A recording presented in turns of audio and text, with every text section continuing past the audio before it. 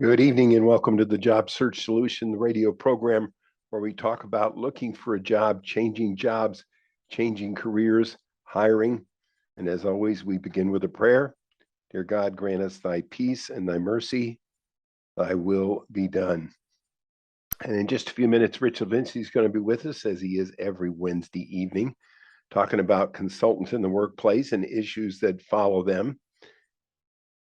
I wanted to discuss, I got a request from an email from one of our listeners the other day. And about a week or two ago, we have Dave Perry, who's the managing partner of Perry Martell International. They're a retained search firm in Ottawa, Canada. And he went over and reviewed 6 really good questions that a candidate should be ready to ask a prospective employer when they get on the interview. And the guy missed it and wasn't able to go back and find it on the podcast. So we asked if we could repeat it. So here we are, Jed. You asked for it. Here we got it. These are really good questions. I've thought about just about every question you could ever imagine that a candidate could ask a prospective employer. But I got to tell you, these 6 are really good. And the first one is, how do you manage expectations for performers? In other words, what is your management style?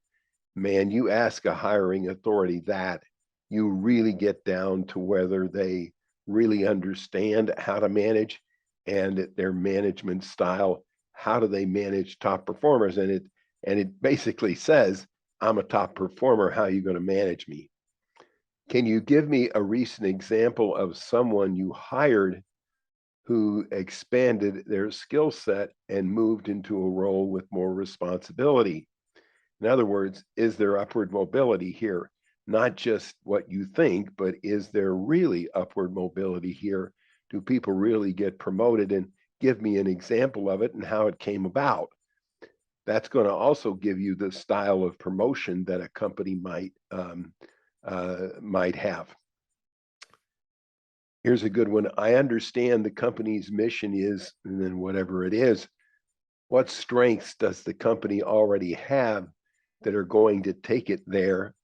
And what do you still need to develop? In other words, how can I help you? And what strengths do you see in me that would help progress the company? How has the company boosted employee well-being over the past few years? Have any well-being initiatives been launched? And what was your role in that? Now you're finding out if the leader you're talking to is really a leader. Does this guy or gal really have the courage and understanding of what their leadership responsibilities are? 5, if you could change one thing about the company culture, what would it be and why? What are your most and least favorite aspects of it? Boy, that's a good question. Hardly anybody ever gets asked, what's your least favorite aspect of the job and the company? And every company has them and every job has them. And boy, you're going to get somebody to pause and think and come up with a real pithy idea about what's going on. And if a hiring authority or an interviewing authority doesn't have those things that they would culturally change, then they probably haven't put much thought into the whole situation. And you need to find that out. Are they deep thinkers or are they pretty surface organizations? And then, how do you think the company's mission will evolve over the next 5 years? What plans are in place to make all of this happen? And then, and more importantly, what's your role in that? This shows that you have a deep concern about who you're going to work for. You have ambitions beyond just the job that you're interviewing for and just a paycheck.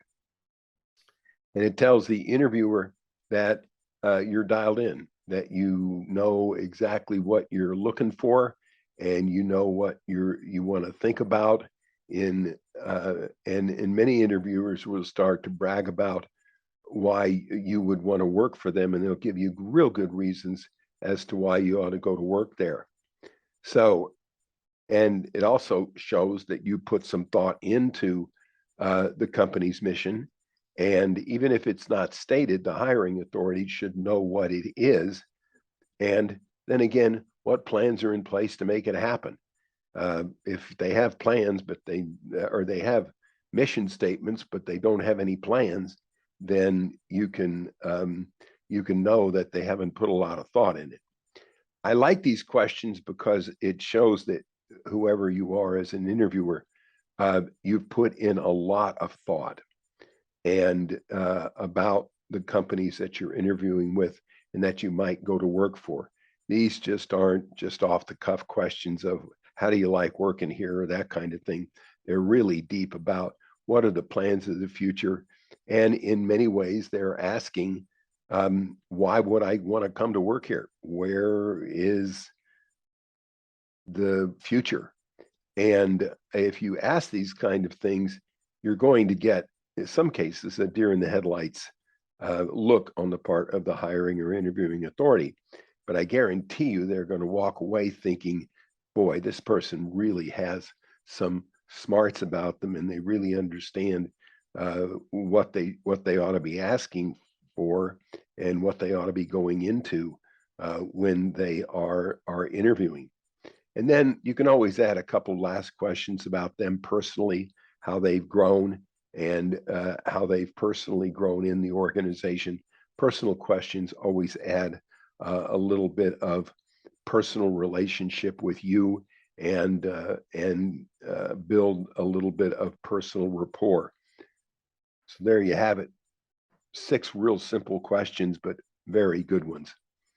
All right, we're going to take a short break. Stay tuned. This is Tony Bashir with the Job Search Solution.